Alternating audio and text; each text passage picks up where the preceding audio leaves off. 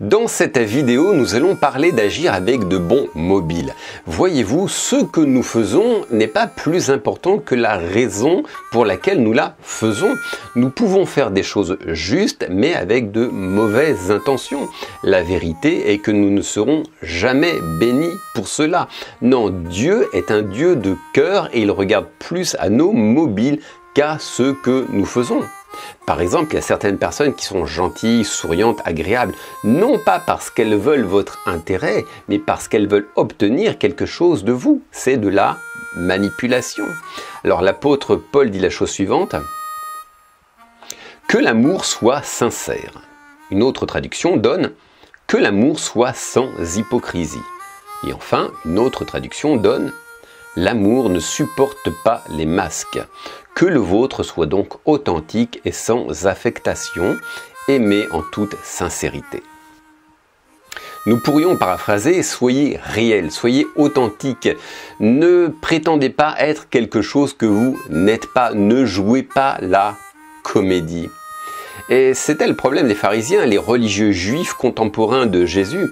Ils faisaient toutes sortes d'actions justes, non pas sincèrement, mais pour briller aux yeux de la société. Par exemple, ils se rendaient au temple, non pas pour prier ou pour adorer, mais pour passer pour des gens très spirituels. Ils faisaient de longues prières, non pas pour être exaucés, mais pour être vus.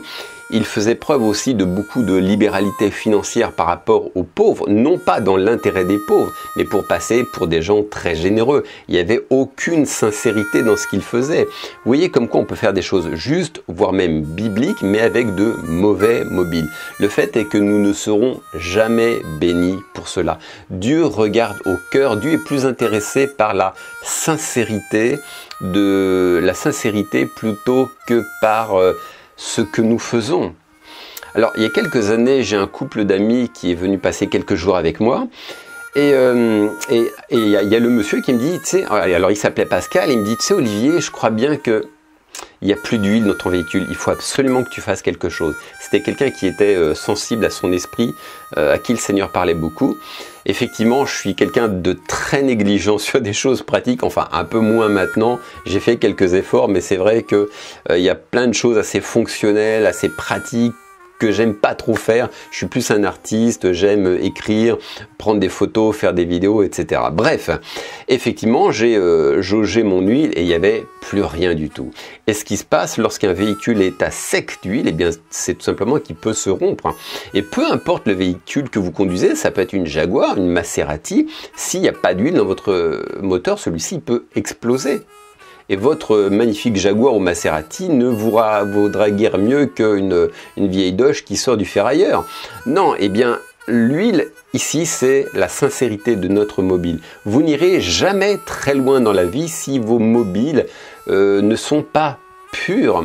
Alors, vous pourrez à la limite parcourir quelques kilomètres, mais vous irez jamais très loin et vous n'expérimenterez jamais la vie en abondance que le Seigneur vous a promise. Il y a un jour les disciples qui ont péché et le Seigneur leur a dit: avez-vous péché quelque chose? Et ceux-ci leur ont répondu: non Seigneur, on est revenu à sec, aucun poisson. Et le Seigneur leur a donné à nouveau cet ordre: maintenant jetez votre filet du côté droit de la barque. Alors les disciples se sont exécutés et leur filet était tellement plein à craquer qu'il a failli se rompre. Et moi, l'interprétation que j'en fais, ce que ce passage m'inspire, c'est que lorsque nous agissons avec de mauvais mobiles, nous ne récolterons rien. Mais lorsque nous avons des mobiles purs, eh bien nous expérimenterons. Lorsque nous pêchons, nous jetons notre filet du côté droit de la barque et du bon côté, eh bien c'est là où nous ferons l'expérience d'une vie miraculeuse. On pourra aller nous rendre quelque part avec des mobiles impurs, mais nous n'irons jamais très loin. Et l'une des raisons pour laquelle la vie de certaines personnes ne décolle pas, c'est qu'elles font des choses justes, voire même bibliques, certes, mais avec de mauvaises motivations. Des fois même on fait des choses par jalousie, par compétition, parce que notre ami le fait, donc on se sent obligé de le faire, ou tout simplement parce qu'on nous a mis la pression, mais en fin de compte on n'a pas envie de faire cette chose, et on la fait par contrainte. Eh bien nous ne serons jamais bénis pour ce que nous faisons par contrainte. À vrai dire, il vaut mieux carrément ne rien faire plutôt que d'agir uniquement par contrainte ou par condamnation pour avoir bonne conscience. Non, c'est chronophage et énergivore. Voilà, alors vraiment, veillons à avoir de bonnes motivations, ne pas chercher à manipuler les gens. Alors des fois aussi on fait des bonnes actions et on se plaint de ne pas récolter les hommages, mais personne me dit merci, personne n'est gentil, je fais le bien et voilà, personne ne s'intéresse à moi, personne ne me dit merci. Vous n'avez aucun retour, vous faites des choses justes, mais vous n'avez aucun retour positif de la part des autres pour les bonnes choses que vous faites, mais peu importe, nous agissons uniquement parce qu'une chose est juste et non pas pour récolter les hommages. Et c'est d'ailleurs la première révélation que j'ai eue tout petit, hein.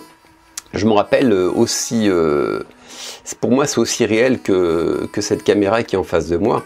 C'est la première révélation que le Seigneur m'a apportée, donc je devais avoir l'âge de 4 ans.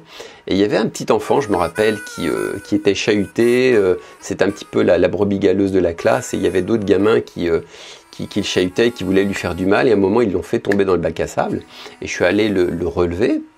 Et cet enfant, eh bien, il partit sans me dire merci, sans me manifester un quelconque retour positif. Et j'étais un petit peu vexé. Je m'attendais à ce que cet enfant me dise « Oh, comme t'es bien, Olivier, comme t'es gentil, oh, comme t'es bon, merci pour le bien. » Il n'a rien fait du tout. Et c'est là, il y a une petite voix intérieure qui m'a dit « Olivier, tu fais une chose juste parce qu'elle est juste, non pas pour récolter les hommages. Et ma récompense, la récompense vient de moi. C'est moi qui te bénirai au temps opportun. Mais bénédiction ou pas, de toute manière, nous faisons une chose parce qu'elle est juste, point barre.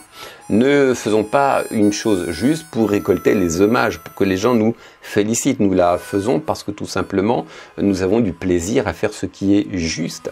Voilà. Un dernier point, c'est que c'est bien d'obéir. Des fois, le Seigneur nous demande de faire des choses et on obéit, certes, mais le fait d'obéir ne suffit pas. Il faut obéir de bon cœur. Alors, il y a Kenneth Hagin qui racontait ça. Kenneth Hagin, c'est un enseignant de l'Évangile qui est mort aujourd'hui, enfin qui est auprès du Père, et qui racontait l'histoire suivante. C'est que pendant de nombreuses années, il occupait un poste de pasteur. Et un jour, le Seigneur lui a demandé d'arrêter son ministère pastoral pour embrasser un ministère de prédicateur itinérant. Et dès qu'il a pris conscience de ce que Dieu voulait, il a tout de suite obéi. Il n'a pas attendu quelques jours, il a instantanément obéi. Mais au bout de quelques semaines, il est tombé gravement malade au point où il a dû être hospitalisé. Il était même aux portes de la mort, hein. Il était pratiquement en train de mourir. Et il disait, mais je comprends pas, Seigneur, je crois en ma guérison, je confesse la parole de Dieu, je fais toutes les techniques que j'ai faites jusqu'à présent, tu m'as toujours guéri, et là je fais les mêmes techniques, j'appuie sur les mêmes boutons, j'active les mêmes leviers, mais rien ne se passe, je suis toujours malade. Et le Seigneur a fini par lui dire, il a dit, Kenneth, tu as agi. Enfin, parce que Kenneth Hagin disait aussi, comment se fait-il que je suis malade alors que je fais ta volonté? Et le Seigneur lui dit, effectivement, tu as obéi, mais tu as obéi à contre-cœur. Effectivement, dès l'instant où tu as pris conscience de ma volonté, tu as immédiatement obéi, mais ton cœur n'était pas bien disposé. Et c'est exactement ce que la Bible dit. Si vous obéissez de bon cœur, vous mangerez les meilleures productions du pays. Et vous remarquerez qu'il n'est pas écrit « si vous obéissez, vous mangerez les meilleures productions du pays », mais « si vous obéissez de bon cœur ». Mes amis, il ne faut pas seulement obéir, mais obéir de bon cœur, avoir du plaisir à obéir. Seigneur, tu me demandes de faire cette chose, on ne va pas tirer une tête d'enterrement quand nous la faisons, mais nous la faisons avec de tout notre cœur et avec plaisir, parce que nous avons du plaisir à obéir à Dieu. Mes amis, obéir ne suffit pas, nous devons aimer faire ce que Dieu nous demande de faire. Voilà, c'est tout ce que je voulais partager avec vous et je vous donne rendez-vous pour une prochaine vidéo. Ciao!